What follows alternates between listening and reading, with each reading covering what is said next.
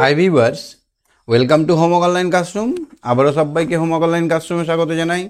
এসো আমরা দেখি ক্লাস 2 এর সহজ পাঠের আজকে পঞ্চম অধ্যায়, পঞ্চম পাঠ, পেজ নাম্বার 11 নম্বর থেকে। তো সবাইকে রিকোয়েস্ট করবো চ্যানেলটা সাবস্ক্রাইব করে রাখার। যারা চ্যানেলে নতুন আছে চ্যানেলটা সাবস্ক্রাইব করে বেল আইকন বাজিয়ে রাখো। আর যারা ভাবছো আমার সঙ্গে কথা বলে লাইভ ক্লাস করবে তারা অ্যাপটা ডাউনলোড করে নিয়ে আমার সঙ্গে জুড়ে যাও। তো আজকে আমরা আলোচনা করব খুব সুন্দর একটা লেখা, কবিগুরু রবীন্দ্রনাথ ঠাকুরের সুন্দর বর্ষাকাল সম্বন্ধে এক নিখুঁত চিত্র। শুধু আমি নয়, পশ্চিমবঙ্গের বিভিন্ন প্রান্ত থেকে ছেলেমেয়েরা আছে, তাদের সঙ্গে নিয়ে মজা করে আমরা 10 থেকে 12 মিনিটের মধ্যে আমরা কিন্তু আজকে ক্লাসটা শেষ করব। কে কে আছে আমার সঙ্গে দেখে নেই। আমার সঙ্গে আছে অভি আর রিক। অভি শুনতে পাচ্ছে আমার কথা? অভি শোনা যাচ্ছে? হ্যাঁ স্যার। আচ্ছা, এখানে কিসের ছবি দেখতে পাচ্ছ দেখো তো? স্যার গরুর ছবি। গরু আর একটা বাচ্চা, গরুর বাচ্চা। গরুর বাচ্চাটা কি করছে? মায়ের দুধ খাচ্ছে। আর চারিদিকে দাগ দাগ করছে, এখানে নৌকা চলছে, বাড়ির মধ্যে নৌকা চলছে মনে হচ্ছে। তো এরকম সিন হয় বর্ষাকালে। কখন হয়? বর্ষাকাল। তাহলে আমরা আজকে বর্ষার সম্বন্ধে জানবো। দেখো এখানে পঞ্চম পাঠ, বর্ষা নেমেছে। বর্ষা নেমেছে, গরমি আর নেই। গরমি মানে কি বলতো? গরম ভাবটা আর নেই। থেকে থেকে মেঘের গর্জন। আর বিদ্যুতের চমকানি। বিদ্যুতের চমকানি চলছে। শিলং পর্বতে ঝর্ণার জল বেড়ে উঠল। কর্ণফুলী নদীতে বন্যা দেখা দিয়েছে। কোন নদীতে বন্যা দেখা দিয়েছে? কোন নদীর জল বেড়ে গেল? ঝর্ণার জল। কোন পর্বতে ঝর্ণার জল বেড়ে গেল? শিলং পর্বতে ঝর্ণার জল বেড়ে গেল। ঝর্ণা দেখেছো? হ্যাঁ স্যার, ঝর্ণা দেখেছি। ঝর্ণা কোথায় থাকে বলো তো?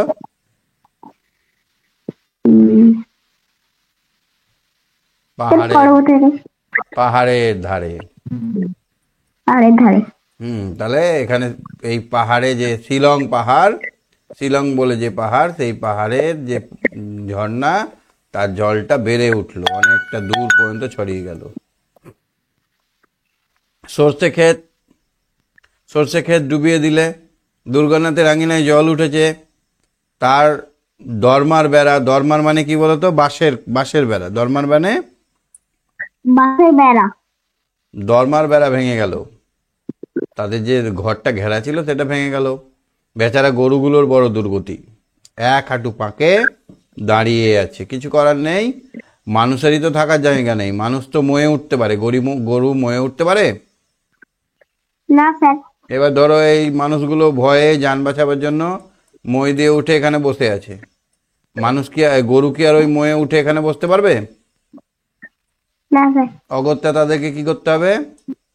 এক বুক জলে, হাঁটু পর্যন্ত জলে দাঁড়িয়েই থাকতে হবে। এত দূর অবধি কখনো বা শুধু মুন্ডুটা জেগে থাকবে, এরকম ভাবে জলেই দাঁড়িয়ে থাকতে হয়। তাহলে গরুগুলোর খুব দুর্গতি। কাদের দুর্গতি? গরুগুলোর। এক হাঁটু পাকে। এবার এই যখন বন্যা বা বৃষ্টি বা বর্ষা হয় তখন দেখবে চারিদিক থেকে নোংরা কাদাগুলো চলে আসে, এসে জমা পড়ে, পাকের মধ্যে দাঁড়িয়ে আছে। চাষিদের কাজকর্ম সব বন্ধ। মাঠ ডুবে গেলে চাষিরা কোথায় কাজ করবে? মাঠ ডুবে গেছে, তাই চাষবাস কাজকর্ম সব বন্ধ। আর বর্ষা হলে সবার ঘরে ঘরে কি হয়? বৃষ্টিতে ভিজে যায়। কেউ হয়তো চাল কিনতে গিয়ে, কেউ ডাল কিনতে গিয়ে বৃষ্টির মধ্যে ভিজে যায়, নিয়ে বড় দুর্গতি হয়, কাশি হয়। কি হয়? সর্দি কাশি হয়। কর্তাবাবু বর্ষাতি পরে চলেছেন। বর্ষাতি মানে কি? রেনকোট। বর্ষাতির বাংলা হচ্ছে, ইংরেজি হচ্ছে রেনকোট। রেনকোট পরে চলেছেন। সঙ্গে তার আটদালি তুর্কি মিয়া। আটদালি মানে তার এক কর্মচারী। গর্ত সব ভরে গিয়ে ব্যাঙের বাসা হলো। এবার কাদা মাঠ ধরো, এই কাদা মাঠে যখন গরুরা হেঁটে যায় তখন তাদের পায়ের গর্ত হয়। কি হয়? গর্ত। এই গর্তগুলো সব জল ঢুকে গেছে। জল ঢুকে গিয়ে কাদের বাসা হবে? ব্যাঙগুলো গ্যাঁ গ করছে। ব্যাঙগুলো এই গর্তের মধ্যে বাসা করেছে। পাড়ার এখন নর্দমা গুলো বৃষ্টি জলে ছাপিয়ে গেছে। এবার আমাদের বাড়ি যেমন ডুবছে, পাড়ার ড্রেন গুলো তো ডুববে না? হ্যাঁ স্যার ডুববে। এই ড্রেনের জলটা কোথায় চলে আসছে? আমাদের উঠোনে, আমাদের ঘরে, আমাদের রান্নাঘরে চলে আসছে না? হ্যাঁ তাহলে নোংরাগুলো সব চলে আসছে বাড়িতে। স্যার আমাদের এখানেও বন্যা হয়, দামোদর নদীতে একদিন হয়েছিল কখন বন্যা হয়েছিল? স্যার, অনেকদিন আগে। তোমার বাড়িটা কোথায়? দামোদর নদীর পাশে স্যার, আমাদের নদীতে দামোদর বাড়ির পাশেই। দামোদর নদীর পাশে? ও, দামোদরকে দুঃখের নদী বলা হয়। দামোদরে প্রচুর বন্যা হয়, তাই না? হ্যাঁ বাহ, খুব ভালো। আচ্ছা, তোমাদের সরস্বতী পুজো কোথায় হয়?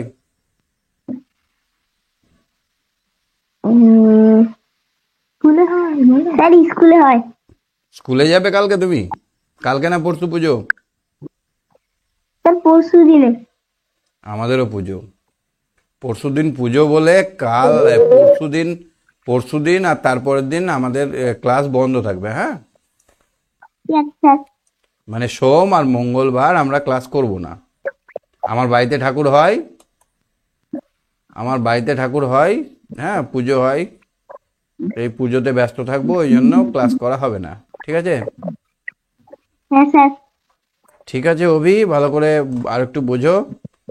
হ্যাঁ, এটা কিছু বোঝার নেই সেরকম। দুটো জিনিস এখানে জানার: কোন পর্বতের ঝর্ণার জল বেড়ে উঠেছে আর কোন নদীতে বান ডেকেছে। এই পঞ্চম পাঠে আমরা গবাদি পশু বা গরুদের কি দুর্গতির কথা জানতে পারি। কর্তাবাবু কি পড়ে চলেছেন, এই কোশ্চেনগুলো আসবে।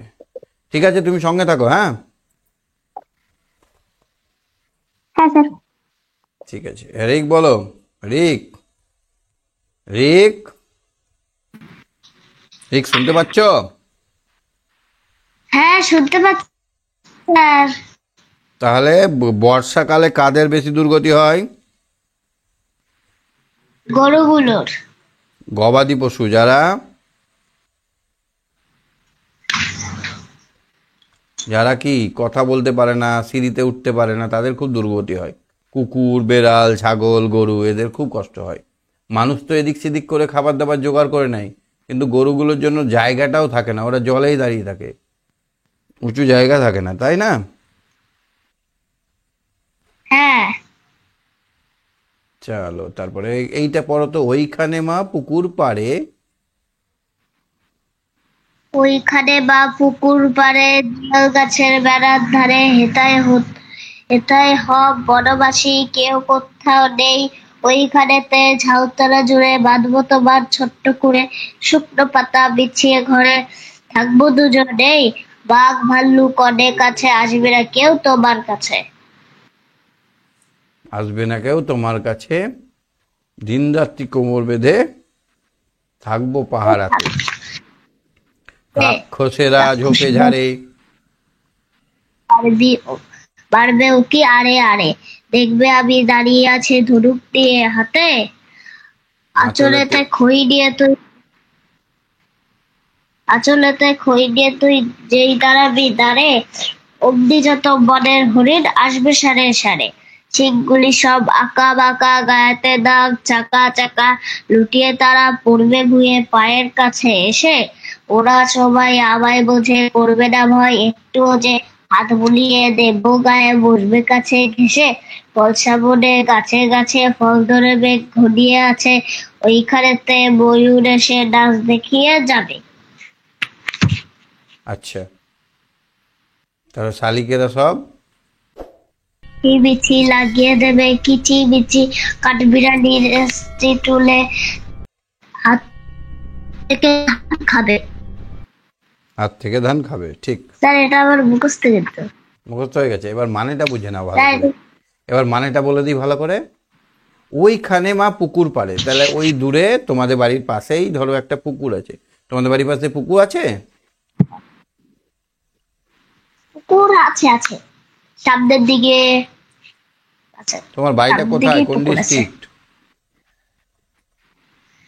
আমার বাড়িটা ওই পুকুরটা দেখতে পাচ্ছ? হ্যাঁ, আমাদের বাড়ির সামনে পুকুরটা। ডিস্ট্রিক্ট কোথায়? ডিস্ট্রিক্ট ঠিক তো হাবড়া, হাবড়া। নর্থ চব্বিশ আচ্ছা দেখো, চব্বিশ। এবার তোমার মতো একটা পুচকু ছেলে মাকে বলছে, মা ওইখানে মা পুকুর পাড়ে, ওই পুকুরের পাহাড়ে মানে পাড়ে জিওল গাছ আছে। কি গাছ আছে? জিওল গাছ। জিওল গাছের ব্যাপারটা হচ্ছে যেখানেই লাগাবা গাছটা জিন্দ হয়ে যাবে, মরবে না, জীবন্তই থাকে, ওই জন্য জিওল গাছ। জিওল গাছের বেড়ার ধারে, এখানে যে জিওল গাছ দিয়ে বেড়া করা আছে, মানে জিওল গাছগুলো আমরা কি করি, বেড়ার ধারে ধারে লাগিয়ে দিই, খুঁটির কাজ করে ওরা, আমাদের খুঁটির মতো কাজ করে। এই বেড়াটাকে ওরা শক্ত করে ধরে রাখতে সাহায্য করে, আবার গাছগুলো মরেও না। তাহলে একদিক থেকে গাছও হচ্ছে, আবার একদিক থেকে বেড়াটা ঘেরা হচ্ছে, তাই না বলো? হ্যাঁ, এইখানে বেড়া করতে হবে। এবার বেড়া দিতে গেলে তো আমাকে বাঁশের খুঁটি দিতে হবে।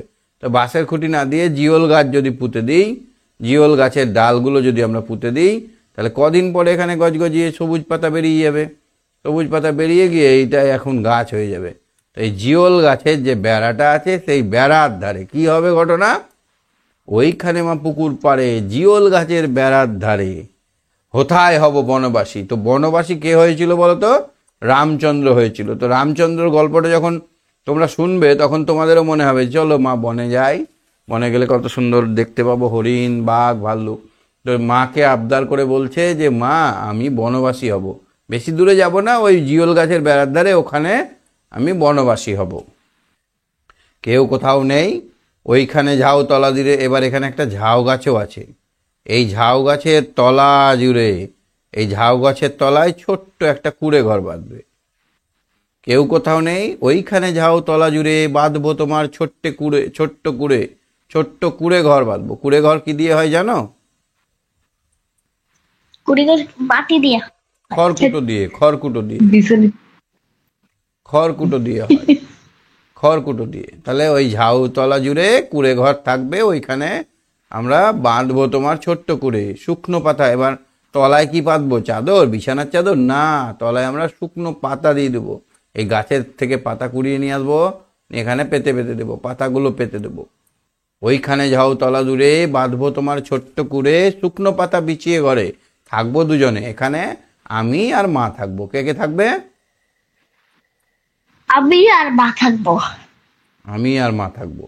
তাহলে এখানে ওই ছোট্ট ঝাউ ঝাউ গাছের তলায় যে কুড়েটা হবে, ওখানে মা আর ছেলে থাকবে, ছেলে বা মেয়ে থাকবে।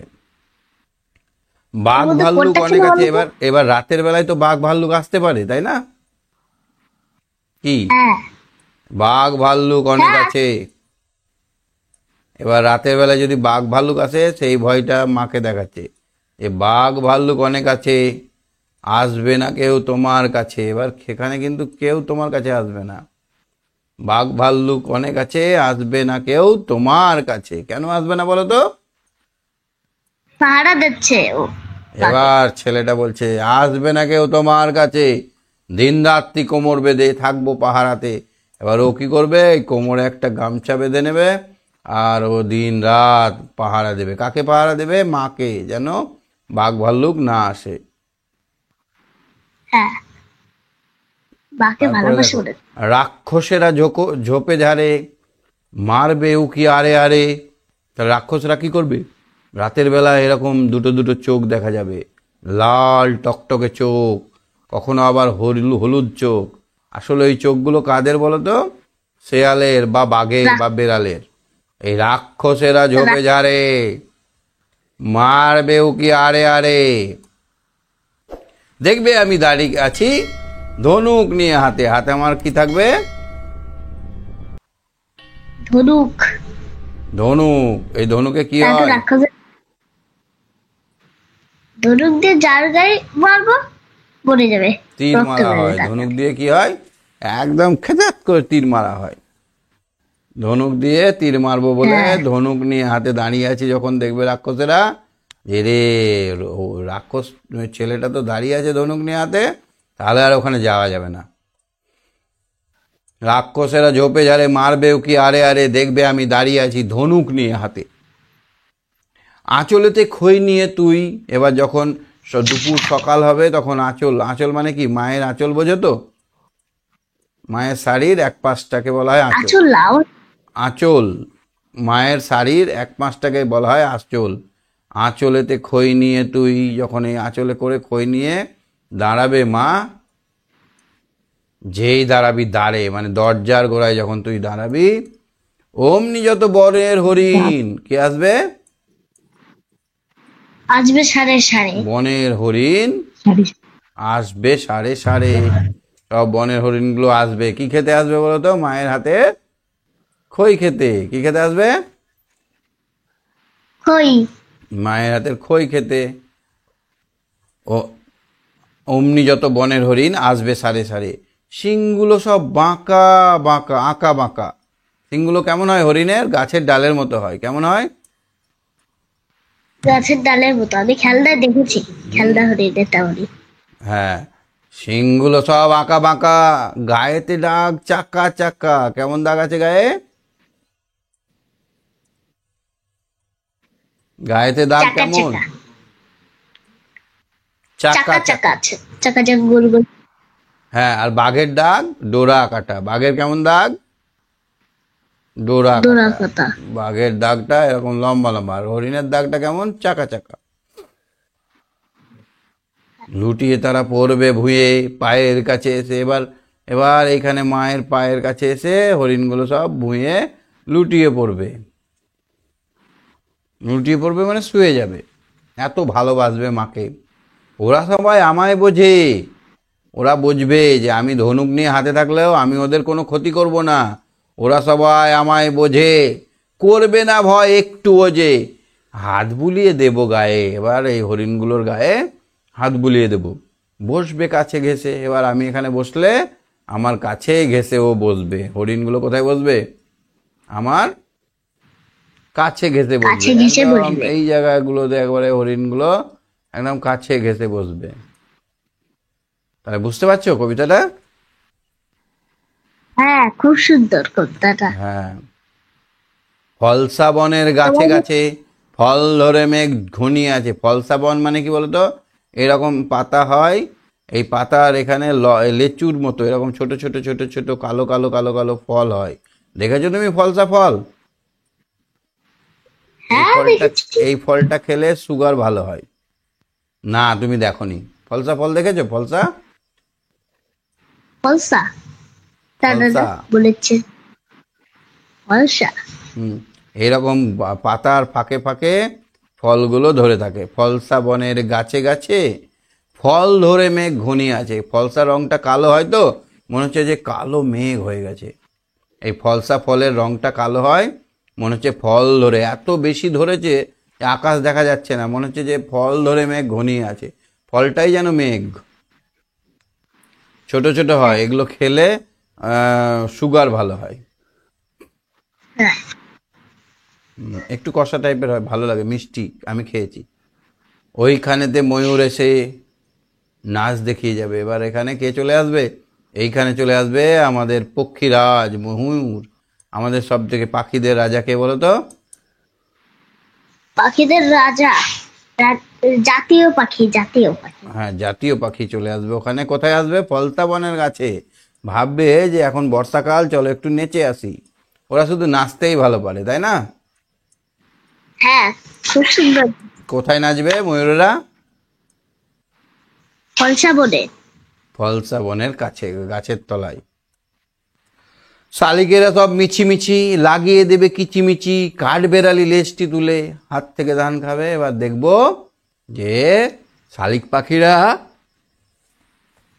কি করছে, মিছিমিছি কিচিরমিচির এক ক্যাচুর মুচুর কি লাগিয়ে দিবে, ঝগড়া লাগিয়ে দেবে, ঝগড়াট পাখি ওরা।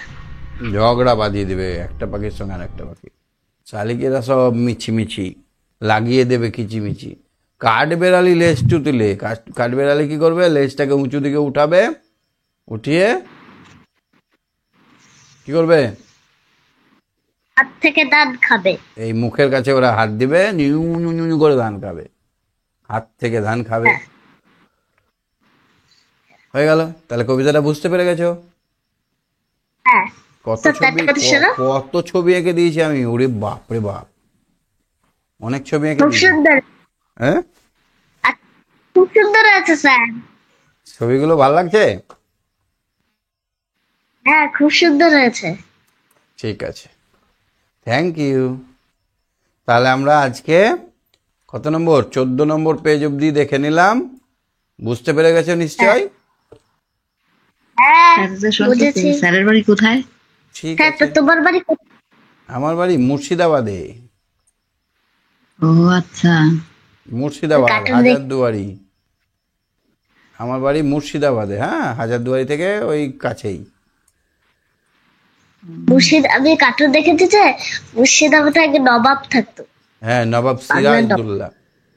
নবাব আগে বাংলা, বাংলা বিহার উড়িষ্যার রাজধানী ছিল এই মুর্শিদাবাদ। ঠিক আছে, আজকে তাহলে শেষ করছি Rick, tata, bye bye. Good bye, good night. হ্যাঁ, আর আগে পরের 2 দিন ক্লাস বন্ধ থাকবে, হ্যাঁ, সোম আর মঙ্গল। হ্যাঁ।